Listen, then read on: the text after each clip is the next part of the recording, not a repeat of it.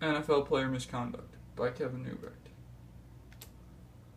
The following quote is an opinion on Commissioner Roger Goodell from Drew Brees, Saints quarterback.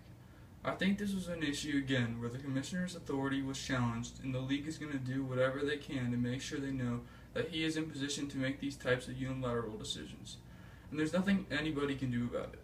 Brees is showing his disapproval towards the NFL and the reinstatement of Tom Brady's 4-game suspension.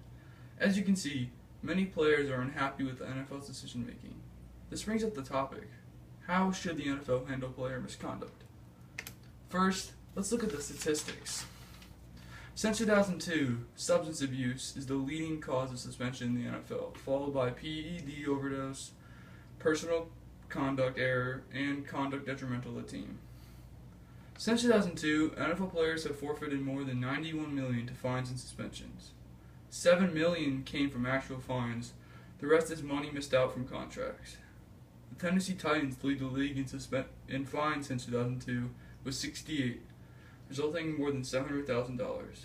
The Washington Redskins lead the league in suspensions since 2002 with 13, amounting more than $6 million. As you can see, suspensions are too common in the NFL, which results in a lot of wasted money for teams and players alike. Some famous suspensions include Michael Vick, who received a 2-season ban for his involvement in a dogfighting ring and landed himself 20 months of jail time. Ben Roethlisberger received a 4-game suspension after being accused of sexual assault. Ray Rice was suspended for 2 games after he was arrested for a domestic dispute. Adrian Peterson received a 1-year suspension for disciplining his 4-year-old son. However, the NFL does little to help prevent these incidents or help players handle them. A ton of these players spiral down dark paths and lose everything because of them not receiving help. According to Sports Illustrated, 78% of former NFL players have gone bankrupt or under financial stress. Many players are forced to join the working class, but many are unsuccessful due to lack of experience and degrees. Some examples are Michael Strahan, Terrell Owens, and Lawrence Taylor. The NFL should help their players when they need it so they won't end up this way. Some players lose much more than money due to their suspensions. Some players lose all respect and become social outcasts to the public and the media.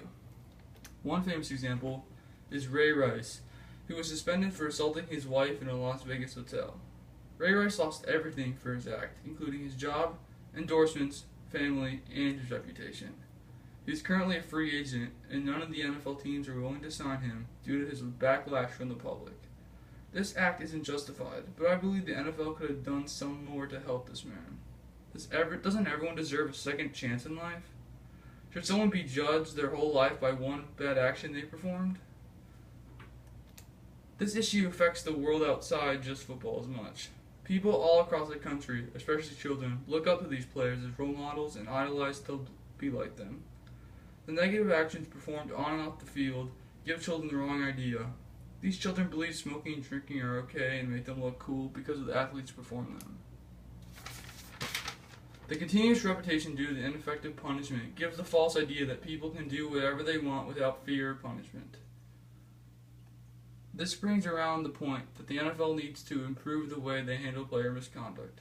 Players should be offered help or rehabilitation after receiving suspensions to make sure they aren't repeat offenders. The constant fining and slapping and suspension doesn't teach players anything who make millions of dollars annually.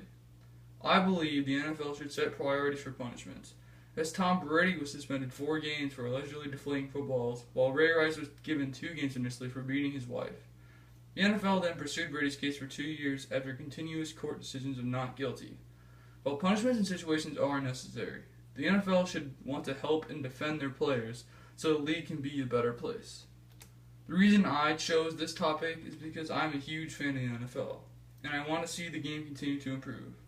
No one wants to see their favorite players out with suspension, especially with easily avoidable situations. I've grown up watching them, aspiring to be like them, and I want the next generation to enjoy the same football I grew up watching. The players are the lifeblood of the NFL and should be treated as such. My name is Kevin Newbeck, and this is how I believe the NFL should handle player misconduct. Thank you.